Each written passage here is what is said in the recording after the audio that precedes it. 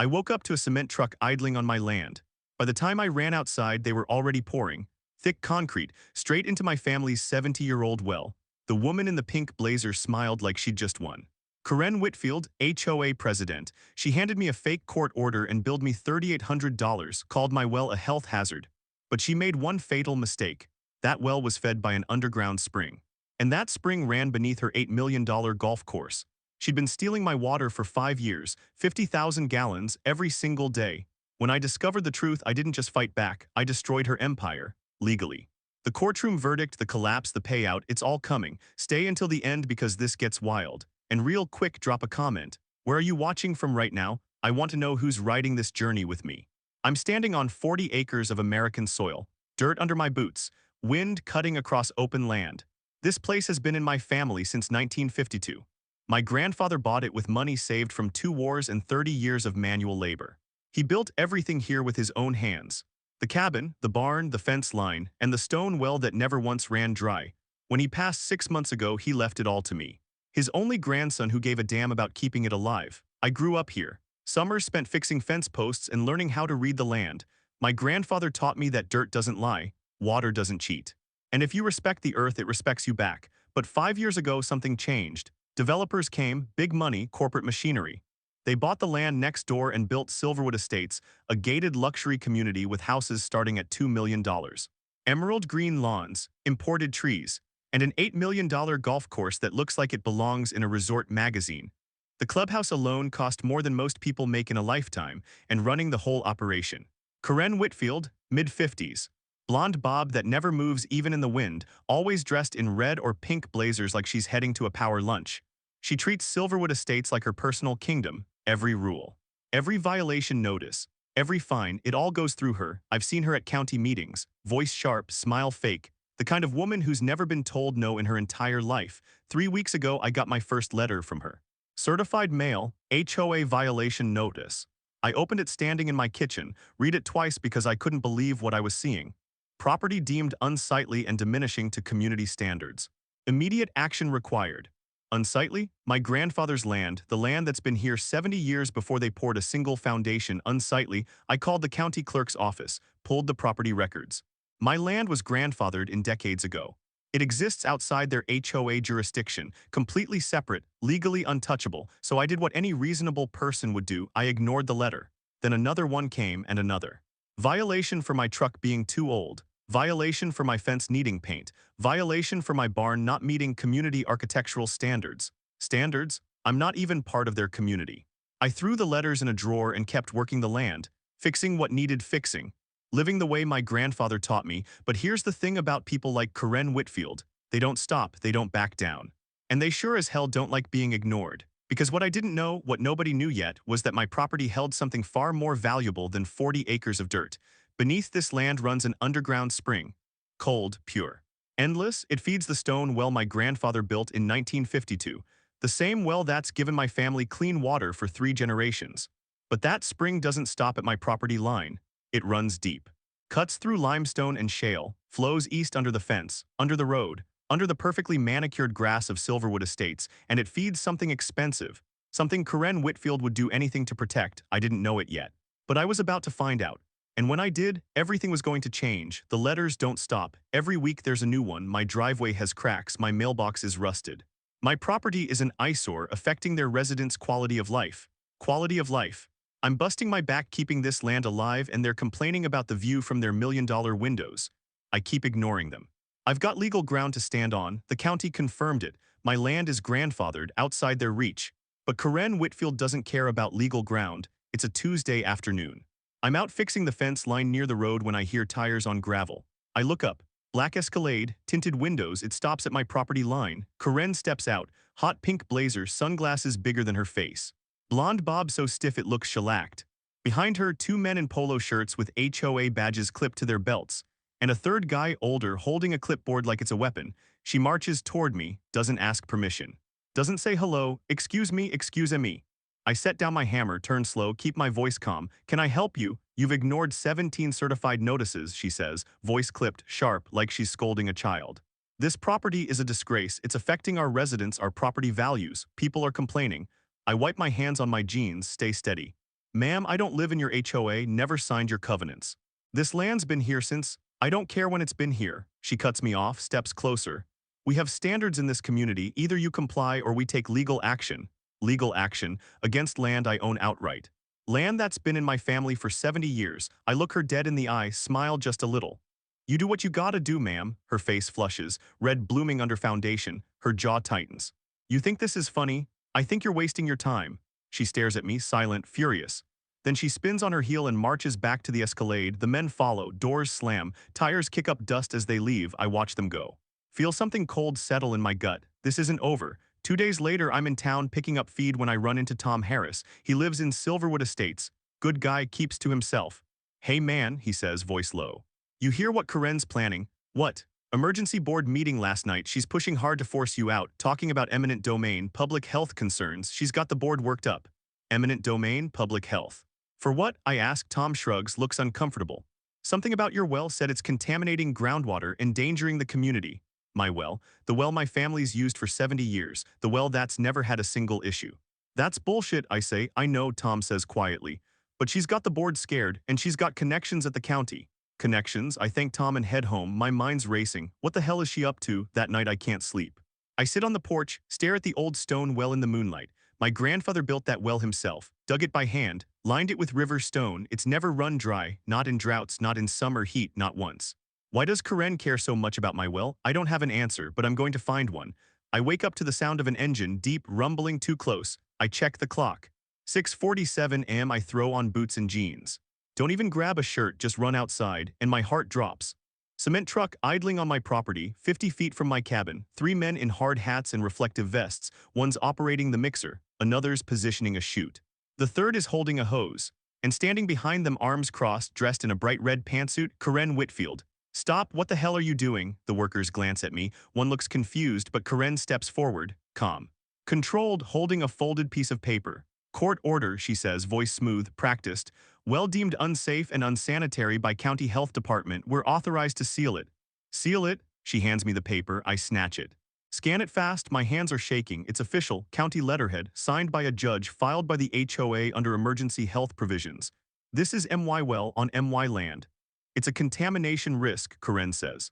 Fake concern dripping from every word. We have children in this community, families, we can't risk groundwater contamination. My water's been tested, it's clean. Not according to this. She taps the paper in my hand. I look at the workers. You can't do this. The guy with the hose shrugs. We've got authorization, man, just doing our job. Karen nods. Proceed. No, but it's too late. The mixer roars, concrete pours. Thick gray sludge flowing down the chute. Into my well. I watch it disappear into the stone opening. 70 years of history, 3 generations of clean water. Gone, the concrete fills fast. The workers don't stop until it's level with the ground. 2 feet of solid concrete. Irreversible, I'm shaking, fists clenched, every muscle screaming to do something. But there's nothing I can do, not now, not here. Karen pulls out another paper, hands it to me. Invoice for remediation services, $3,800 payable within 30 days. I stare at her, she smiles, it's not kind, it's victorious. Welcome to the neighborhood, she says. Then she turns, walks back to her Escalade, the workers pack up. The cement truck rumbles away. I'm left standing in my yard, staring at the concrete slab where my well used to be. Rage, pure molten rage burns through my chest. But beneath it, something else. Confusion, why my well, why now? What's so damn important about this specific piece of ground? I go inside, grab my phone, call the county clerk's office. I need every record you have on my property. Surveys, water reports, geological studies, everything. The clerk sounds tired. That'll take a few days.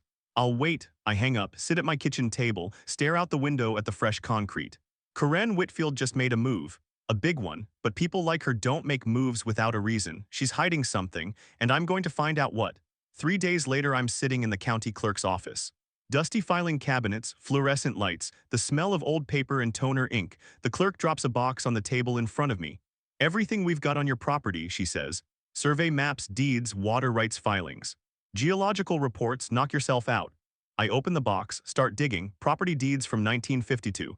My grandfather's signature in faded ink, survey maps from the 60s, utility easements, septic permits. I go through it all, page by page, looking for anything that explains why Karen targeted my well. Then I find it, a hydrology survey, dated 1998, commissioned by the county before Silverwood Estates was built. I unfold the map, Trace the lines with my finger, there, right there, an underground aquifer fed by a natural spring beneath my property, the same spring that feeds my well. But the aquifer doesn't stop at my property line, it flows east. Cuts beneath the road, runs directly under Silverwood Estates. And according to this map, it feeds their entire irrigation system. My heart pounds, I flip through more documents. Find a water usage report from the golf course. Filed annually with the county, 50,000 gallons per day, every day. Year-round, all of it pulled from the aquifer beneath my land. I pull out my phone, start taking pictures, every page, every map, every report. Then I find the permit application for Silverwood Estates irrigation system. Filed in 2019, I read it carefully. No easement agreement, no water rights transfer, no payment structure, they just tapped into the aquifer. Built their system, started using my water, and nobody stopped them. I sit back, hands shaking, mind racing. Karen sealed my well because she didn't want me asking questions. She thought cutting off my access would make the spring disappear. Make it look like there was never anything there to begin with, but the spring's still flowing, still feeding their $8 million golf course, and now I have proof. I gather every document, every map, every report, shove them all into my bag. Drive straight to a law office on the edge of town. Frank Delaney, local attorney, old school, flannel shirts and work boots, looks more like a rancher than a lawyer, but he's got a reputation. Tough, smart, doesn't lose. I walk into his office, drop the bag on his desk. I need your help. Frank leans back in his chair, eyes me up and down. What's the problem? HOA destroyed my well, poured concrete in it, said it was a health hazard. But that's not why they did it. I pull out the hydrology map, spread it across his desk. They've been stealing my water for 5 years, 50,000 gallons a day, never asked, never paid. And when I started asking questions, they buried the evidence. Frank studies the map, reads the reports. His expression doesn't change, then he looks up at me, and he smiles. Son, he says slowly, you just hit the damn jackpot. He taps the map. Water theft, trespass, unjust enrichment, destruction of property, and fraudulent use of government authority. He leans forward. Karen Whitfield and that HOA are cooked. Relief floods through me. Finally, someone who gets it. What do we do? Frank pulls out a legal pad, starts writing. First, we file a lien on the golf course. Quiet. Public record but buried in county filings. Most people won't notice. And then we wait, let them make the next move. He looks at me, serious now. They're gonna come at you hard, fines, harassment, legal threats. You ready for that? I think about my grandfather. About 70 years of family history poured over with concrete. Yeah, I say, I'm ready. Frank nods. Good, because we're about to ruin their whole damn year. Frank files the lien on a Friday afternoon. Quiet, clean, no fanfare. It's a legal claim against the Silverwood Estates golf course, specifically tied to the underground aquifer and my family's water rights. Public record, buried in the county database. Most people wouldn't even know how to find it, but it's there, and it's enforceable. Frank explains it to me over coffee at a diner on the edge of town. A lien means you have a legal interest in that property. They can't sell it, refinance it, or transfer ownership without resolving your claim first. So we own a piece of their golf course. Not exactly, but they can't touch it without dealing with you. He stirs his coffee. Looks out the window. Here's the play. If we go at them head-on, they'll bury us in motions, delays, appeals. Rich people have lawyers on retainer. They'll drag this out for years. So what do? We make them come to us. And we wait for leverage. Leverage, I like the sound of that. Over the next 2 months, I document everything. I install a trail camera near the property line. Catch footage of their sprinkler systems running every night. Thousands of gallons, soaking the fairways. I pull water usage reports from the county, cross-reference them with the hydrology maps. Build a timeline showing exactly how much water they've used since 2019. It's staggering. Over 90 million gallons, all from my spring. Frank builds the case quietly. No press, no announcements, just meticulous legal work. Then one morning in late November, my phone rings. It's Frank. They're selling, he says. What? Silverwood Estates, the whole development, national resort company out of Arizona, $80 million deal. My mind races. Why does that matter? Because the golf course is the crown jewel. It's the centerpiece of the sale. And guess what? They can't close the deal with an unresolved lien on the property. I smile, first time in weeks. So they have to deal with us. Exactly, and here's the beautiful part, they're on a deadline. Sale's supposed to close in 60 days. If it falls through, the buyer walks, and Silverwood loses $80 million. What do? Nothing. We sit tight, let them panic. And panic they do. Within 48 hours, I get a call from an unknown number. I let it go to voicemail. It's a lawyer from Silverwood's legal team. Voice tight, professional but strained. Mr. Sullivan, this is Richard Brennan with Foster and Hale. We represent the Silverwood Estates Homeowners Association. We need to discuss a resolution regarding the lien filed against our property. Please return this call at your earliest convenience. I don't call back. 2 days later, another voicemail, same lawyer, less professional this time. Mr. Sullivan, it's imperative we resolve this matter immediately. The lien is jeopardizing a significant transaction. We're prepared to negotiate. I still don't call back. Frank told me to wait, let them sweat. On the third day, my phone rings again, different number, I answer. Hello, heavy breathing, then a voice I recognize instantly, Karen Whitfield. You son of a bitch. Her voice is shaking, furious, all that polished control stripped away. You filed a lien, do you have any idea what you've done? I stay calm. Morning, Karen. This isn't a game. You're jeopardizing an $80 million sale, you're destroying this community. Funny, I say, you destroyed my well. Silence, just breathing. What do you want? She finally says. I want what's mine, every gallon of water you stole. Every cent you owe, and I want it on record.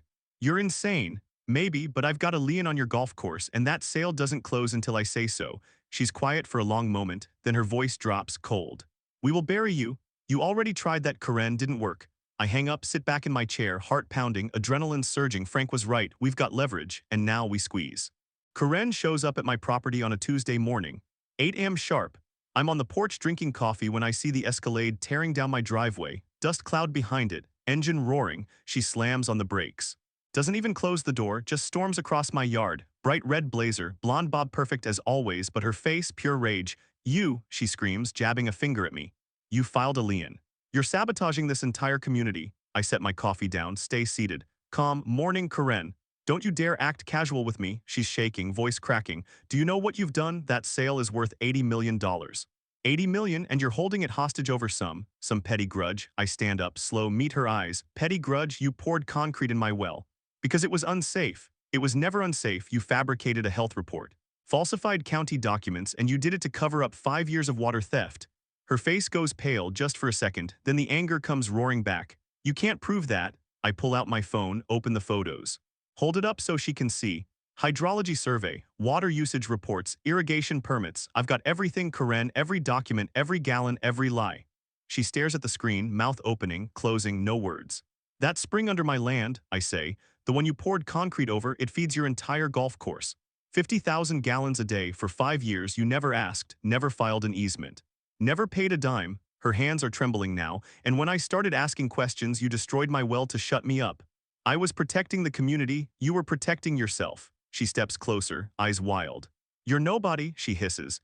You're just some redneck squatting on a piece of dirt nobody wants. You think you can fight us? We have lawyers, resources, we will bury you in legal fees, we'll take everything you have. I don't move. Don't blink, go ahead, try. She's breathing hard, fists clenched. You want money, fine, name your price, we'll write you a check, this ends today. I don't want a check, Karen. Then what do you want? I want you to pay every gallon.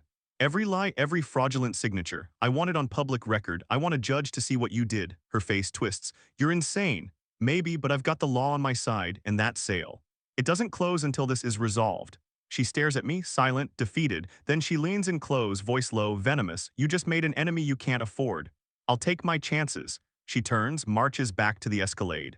Slams the door so hard the frame shakes. Tires scream as she peels out of my driveway. I watch her go, heart pounding, hands steady. She's scared, really scared. Good, because I'm not backing down, not now, not ever. My phone buzzes. Text from Frank. They just requested an emergency meeting. We've got them cornered, stay strong. I look out at the concrete slab where my well used to be. My grandfather built that well with his own hands. Worked this land for 50 years. And Karen Whitfield thought she could just erase it. She was wrong. This fight's just getting started. Karen doesn't negotiate, she retaliates. 3 days after our confrontation, I wake up to a county truck parked in my driveway. Code enforcement, health department, fire marshal, all of them same morning, clipboards out, cameras ready. They spread across my property like an occupying force. One guy's inspecting my cabin's electrical panel, another's photographing my barn. A third is measuring the distance between my septic tank and the property line. I walk out barefoot, still half asleep. What's going on? The lead inspector, older guy, gray mustache, county badge, hands me a stack of papers. Multiple complaints filed against this property. We're conducting a full inspection. Complaints from who? He doesn't answer, just points at the papers. I flip through them. My stomach drops. Electrical system outdated and dangerous. Barn structure deemed fire hazard. Septic system non-compliant with current codes. Driveway erosion causing runoff concerns. Every single item stamped with an HOA letterhead. Karen, she called in every favor she had, every county contact. Every bureaucrat who owed her something. The inspections take 4 hours. They go through everything, measure, photograph, document. When they're done, the lead inspector hands me another stack of papers. Violation notices. You've got 60 days to remediate or face fines. How much? $18,000, give or take. 18,000. I'm shaking, fists clenched, trying to keep my voice steady. This is harassment, the inspector shrugs. We're just doing our jobs, sir. You've got 60 days. They pack up, drive off.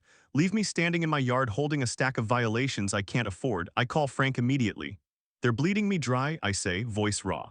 18 grand in fines, 60 days. Frank's silent for a moment, then he sighs. It's a pressure tactic. They're trying to make you fold, give up the lien to stop the bleeding. What do? We hit back.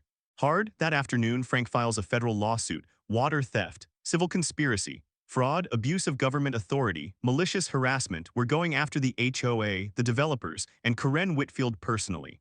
But Frank doesn't stop there. He sends a formal notice to the resort company buying Silverwood Estates, certified mail, legal letterhead. Be advised, the property known as Silverwood Estates Golf Course is subject to an unresolved water rights dispute. The irrigation system utilizes water unlawfully extracted from an adjacent private property. This matter is currently under federal litigation. The sale cannot proceed without resolution. We attach every document, every map, every water report. 48 hours later, the resort company freezes the sale.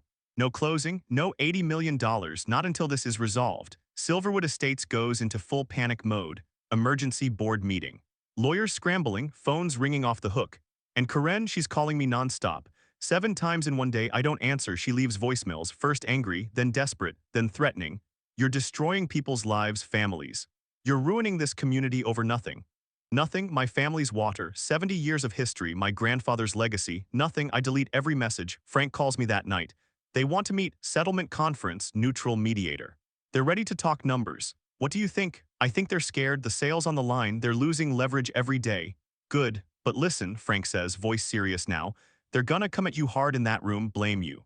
Make you the villain, you need to be ready. I look out the window, at the concrete slab where my well used to be, I'm ready. Then let's finish this. I hang up, sit in the dark, heart pounding. Karen thought she could intimidate me. Bury me in fines and violations. Force me to give up, she was wrong. Because I'm not backing down, not now, not ever. This ends in a courtroom, and I'm going to win. 6 months later, we're in federal court. The building's all marble and brass. American flag hanging behind the judge's bench. Rows of wooden seats packed with people. Reporters, homeowners, Silverwood residents, everyone wants to see how this ends. Karen sits at the defendant's table. Red blazer, blonde bob still perfect, but her face is tight, strained. The confidence is gone. Next to her, 5 attorneys in expensive suits, leather briefcases, legal pads covered in notes. I'm at the plaintiff's table with Frank, just the two of us. Judge Patricia Winters presiding, late 50s, sharp eyes, gray hair pulled back tight. She's got a reputation, no nonsense, zero tolerance for games. The bailiff calls the court to order. Judge Winters looks at both tables, then at the gallery.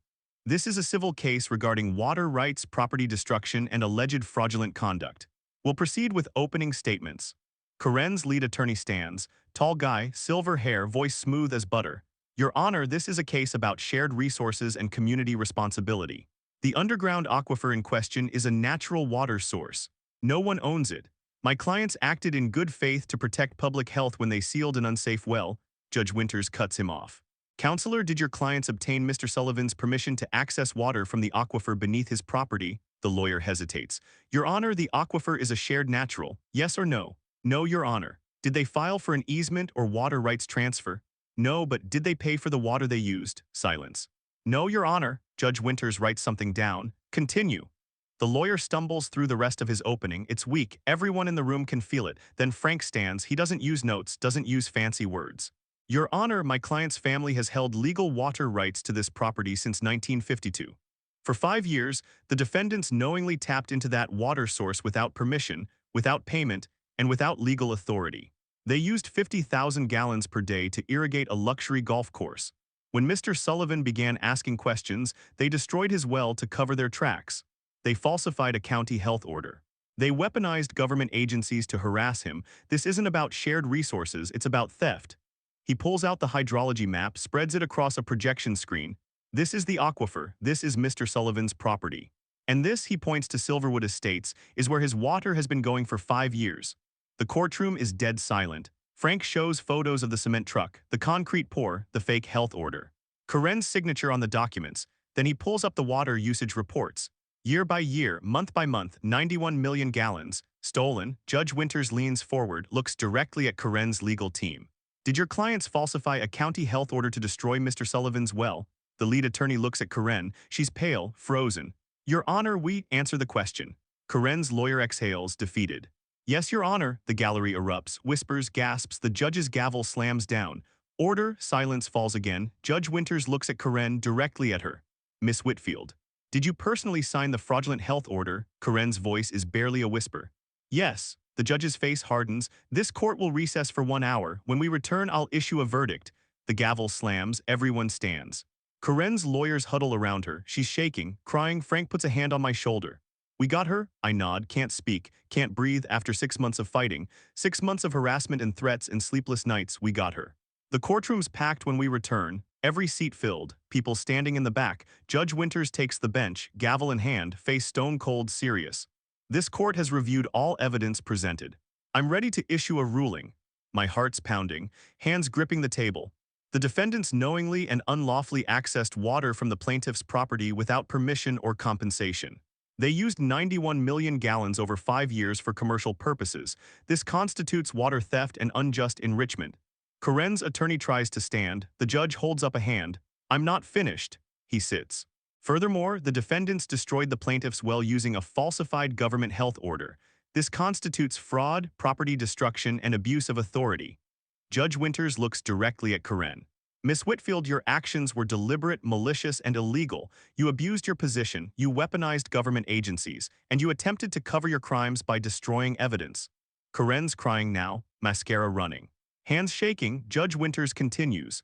The court finds in favor of the plaintiff on all counts. Relief crashes through me. I close my eyes, breathe. Damages are assessed as follows. The judge reads from her notes. Water theft compensation, $340,000. The gallery gasps. Destruction of property, $25,000. Legal fees and court costs, $48,000. Punitive damages for fraud and malicious conduct, $500,000. Someone in the gallery shouts. The gavel slams. Total judgment, $913,000.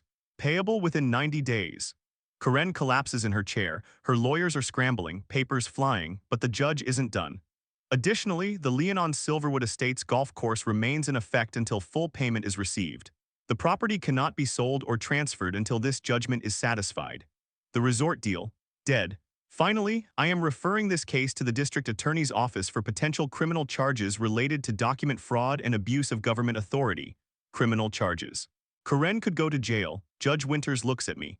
Mr. Sullivan, your family's water rights are hereby affirmed and protected. No entity may access or use water from your property without your explicit written consent.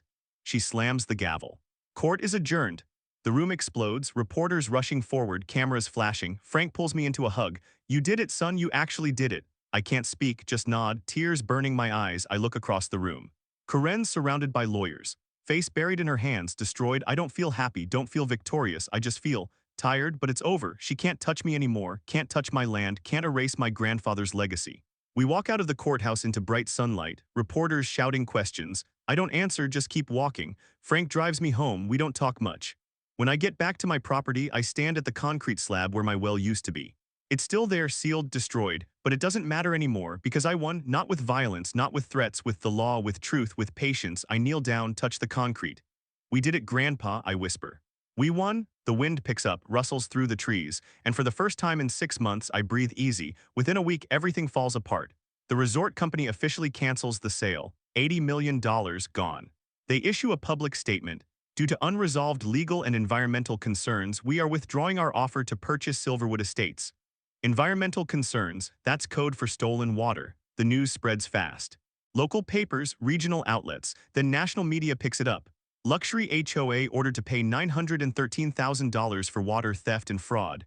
It goes viral. Reddit threads, Twitter storms. YouTube videos. Karen Whitfield becomes the face of HOA corruption. Her photo, blonde bob, red blazer, crying in court plastered everywhere. But the real chaos inside Silverwood Estates. The HOA doesn't have $913,000 in cash. Not even close. Their operating budget barely covers landscaping and pool maintenance. So they do the only thing they can, emergency special assessment. Every homeowner gets a bill, $5,000 due in 30 days, the community explodes, emergency meetings, shouting matches, homeowners threatening lawsuits. People are furious. They didn't know about the water theft. Didn't know about Corinne's fraud, and now they're paying for her crimes. Tom Harris calls me, the guy from Silverwood who warned me months ago. It's a war zone in here, he says, voice exhausted. People are selling, moving out. Property values are tanking. I'm sorry, man, don't be, this isn't your fault, it's hers. Corinne resigns within 48 hours, forced out by the board. The entire board quits a week later. Nobody wants to be associated with the scandal. Silverwood Estates is rudderless, bleeding money, collapsing from the inside, but there's one more problem, the golf course. It can't operate without water, and I still control the spring. The interim HOA president, a guy named David, mid-40s accountant, calls me on a Saturday morning. Mr. Sullivan, I know you have every right to hate us, but I'm asking please, can we talk? His voice is humble. Respectful, nothing like Corinne, I'm listening. Most of us had no idea what Corinne was doing, we trusted her and she lied to all of us. He pauses, the golf course is dying, without water it'll be dead in a month. That'll destroy what's left of our property values, hurt families who did nothing wrong. I let the silence sit. What are you asking? We want to make this right, pay the judgment, restore your well. And negotiate a fair water agreement. Long-term, legal, transparent. I think about it, I could shut off the water, watch the whole place burn, but that's not who I am. Here's my offer, I say. You pay the full judgment within 60 days. You hire a professional crew to restore my well, not just fix it, make it better than it was. Stone and steel, built to last. Done, and you sign a 50-year water easement. Market rate for every gallon, adjusted for inflation. All income goes into a trust for land preservation. David's quiet for a moment. That's more than fair. I know, we'll do it. All of it? 2 months later, a crew shows up. Professional contractors, engineers, they tear out the concrete, dig deep, rebuild the well from scratch. Stone, steel, modern filtration, solar-powered pump, it's beautiful. Better than my grandfather ever had. And every month a check arrives. Water royalties, thousands of dollars, I don't keep it. Every cent goes into the land trust. Preservation, education, legacy. My grandfather's land will never be touched. Never developed, never destroyed, it's protected forever. The money changes things, but not how you'd expect. I don't buy a new truck, don't take a vacation, don't change my life. I invest it back into the land. The cabin gets a new roof. The barn gets reinforced. I plant 50 trees along the property line. Oaks, maples, pines, a living fence, one that'll outlive me. I start farming, small scale, vegetables, chickens, a few head of cattle, the way my grandfather did it. The way land should be worked, and something unexpected happens. People start showing up. At first, it's Tom from Silverwood. He apologizes again, asks if he can help with the planting. Then others come, families, kids. People who want to learn. Can you teach me to grow tomatoes? How do you raise chickens? What's it like living without an HOA? They're hungry for something real. Something that isn't perfectly manicured lawns and committee-approved mailboxes. So I start hosting workshops, farm-to-table dinners, teaching sessions on sustainable living. The land becomes a bridge between their world and mine. Between concrete and dirt, between control and freedom. One Saturday, a woman brings her 2 kids. They've never seen a chicken up close. I hand the little boy an egg, still warm. His eyes go wide. This came from a chicken? Sure did. Can we eat it? That's what it's for. He holds it like it's made of gold. That's when I realize this is bigger than revenge, bigger than Corinne, bigger than the lawsuit. This is about legacy. My grandfather didn't just leave me land, he left me a way of life. And now I'm passing it on. Corinne, she's gone, moved to Florida. Last I heard, she faced fraud charges but settled with probation and fines. Some people say she got off easy. Maybe, but she lost everything that mattered to her. Power, respect, control. She'll never run another HOA, never intimidate another person. And me? I'm standing on 40 acres of American soil. Dirt under my boots, wind in my face. Water flowing clean and cold from a well my family's used for 70 years. I rebuilt it, defended it, preserved it. And I'm not done yet because this land, it's not just mine. It's for the next generation. And the one after that, I kneel by the well, run my hand along the cool stone. My grandfather would be proud, not because I won a lawsuit, not because I got revenge, but because I stayed. Because I fought for something bigger than myself. And I'll keep fighting. Every single day, for the land, for the water, for the legacy. This is who I am. And nobody, no HOA, no Corinne, no amount of money will ever take that away. 1 year later, something incredible happens. The county contacts me. They want to designate my property as a heritage farm, protected land, historical preservation, a living piece of American history. It comes with tax benefits, legal protections, and something bigger. My grandfather's land will be preserved. Forever, no developers, no HOAs, no one can touch it, not now, not ever. I sign the papers on a Sunday morning. Same spot where my grandfather built his first fence 73 years ago. Standing at the well fully restored, water flowing clear and cold, I feel him with me, the wind, the dirt, the land. It's all still here, I hear footsteps. Turn around, it's Tom, he's carrying something wrapped in cloth. Thought you should have this, he says. He unwraps it, a bronze plaque engraved. In honor of the Sullivan family, stewards of the land, defenders of justice. My throat tightens. The HOA's installing it at the entrance to Silverwood, a reminder so people never forget what happened here. I shake his hand, no words, don't need them. As he leaves, I sit on the edge of the well, the new stones smooth under my hands. 73 years, 3 generations, one fight, and we won not just in court, not just with money, we won because we stood our ground, because we refused to let power crush truth. This land survived droughts, storms, developers. And one very angry woman in a pink blazer, but it's still here, still standing. And so am I. I take a drink from the well, the water's ice cold, pure, perfect. Just like my grandfather always said it would be, I close my eyes. Let the moment settle. This is what it means to fight for something, to protect something bigger than yourself. Not with rage, not with violence, with patience, with proof, with the law, because sometimes, just sometimes, the good guys really do win. And when they do, it's not loud, not flashy, it's quiet. It's dirt under your boots and water in your hands. It's knowing that what you fought for will outlive you. That's legacy, that's victory, that's everything. I stand up. Look out across 40 acres of land that will never be taken, never be destroyed. My grandfather's dream, my fight, our legacy. And it's just beginning. If this story hit you the way it hit me, do me a favor. Drop a comment below. Tell me where you're watching from. Tell me if you've ever had to stand up to someone who thought they had all the power. Tell me what this story meant to you, because stories like this, they matter. They remind us that standing your ground isn't just possible, it's necessary. And if you made it this far, thank you for listening, for caring, for believing that justice still exists. Now go out there and protect what's yours.